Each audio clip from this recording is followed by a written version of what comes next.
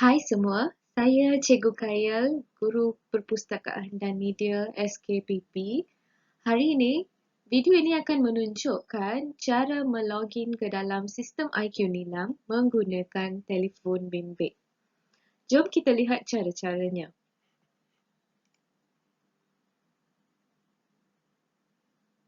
Pertama sekali, murid-murid dikehendaki untuk membuka browser dalam HP masing-masing. Sebaik-baiknya, anda digalakkan untuk menggunakan Google supaya ia memudahkan urusan kita untuk login ke dalam sistem IQ Nilam.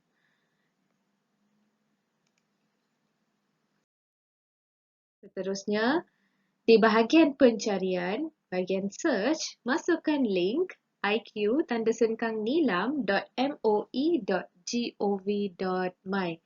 Bila anda memasukkan link tersebut, maka Google akan memberi beberapa cadangan. Pilih indeks kualiti Nilam.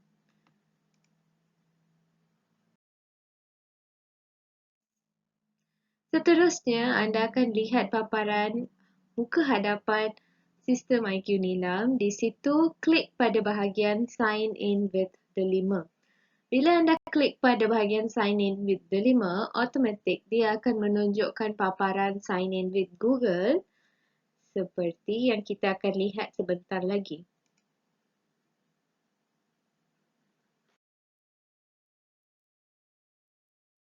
Itu dia. Okey, bila dia menunjukkan paparan sebegini, maka di bahagian email, masukkan email Delima. Apa itu email Delima? Email Delima merupakan email yang diberi kepada semua murid oleh Kementerian Pendidikan Malaysia dan murid-murid di sekolah kita juga telah menerima email masing-masing.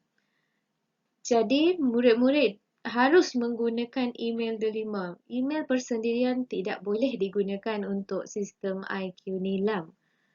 Seterusnya, jangan lupa untuk klik Next.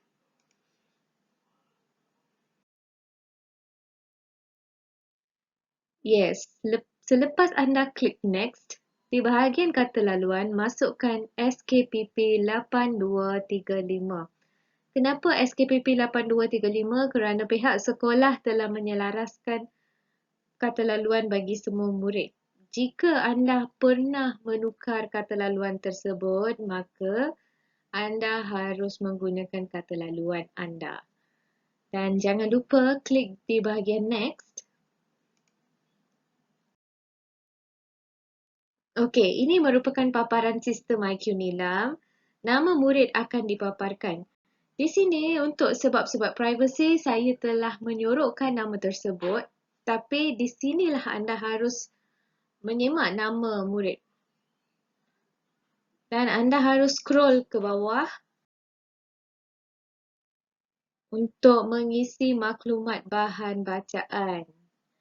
Okey, scroll bawah dan isi bahagian yang relevan dengan bahan bacaan yang dibaca.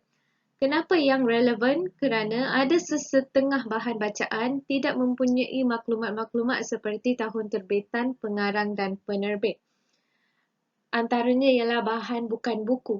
Jadi, bila anda baca bahan-bahan tersebut, anda boleh skip bahagian-bahagian itu. Anda boleh melangkau langkah itu dan pergi ke step seterusnya, langkah seterusnya.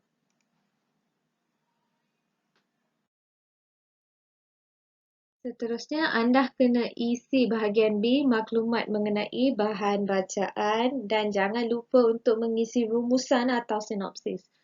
Rumusan atau sinopsis merupakan perkara wajib dalam sistem IQ Nilam. Kalau tiada rumusan, maka anda tidak boleh save rekod anda. Seterusnya, kita akan lihat contoh bahan bukan buku. Ini antara contoh-contoh dan selalunya bahan bukan buku boleh ditemui di banyak tempat, di tempat-tempat awam khususnya. Contoh poster, anda boleh jumpa poster di mana-mana sahaja. Kita boleh jumpa poster di pusat membeli belah, di tempat menunggu bas, perhentian bas dan sebagainya. Jadi anda boleh merekod bacaan tersebut. Dan ini cara menulis rumusan bagi bahan yang dibaca. Rumusan merupakan sesuatu yang wajib seperti yang saya katakan tadi. Dan sekiranya anda membaca bahan bukan buku, maka rumusan anda kena menyatakan apa intipati yang ada dalam poster tersebut.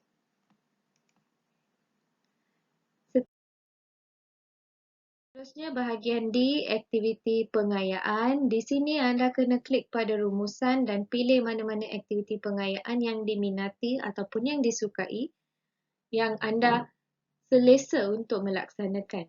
Dan seterusnya kita akan seterusnya anda kena tekan simpan. Bila anda tekan simpan, maka semua bahagian-bahagian yang anda telah rekodkan akan disimpan dalam sistem IQ Nilam.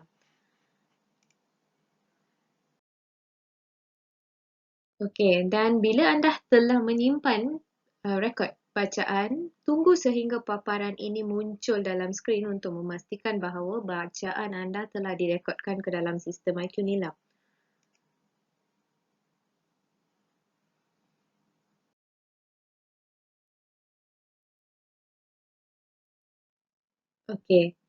Dan semak rekod yang disimpan di bawah nama murid bagi pengguna telefon bimbit.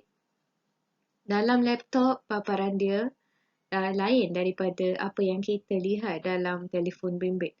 Dan saya menggalakkan untuk pengguna log keluar dan login kembali untuk semak rekod yang terkini sebab selalunya daripada pemerhatian saya bila kita semak rekod yang terkini serta-merta dia tidak akan menunjukkan. Jadi kita kena log keluar, lepas tu login kembali supaya kita dapat memastikan bahawa rekod bacaan terkini telah pun disimpan. Lepas tu anda boleh klik log keluar untuk keluar daripada sistem IQ Nilam.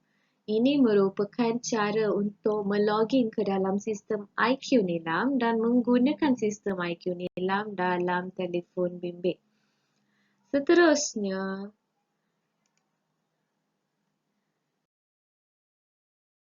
membudayakan amalan membaca.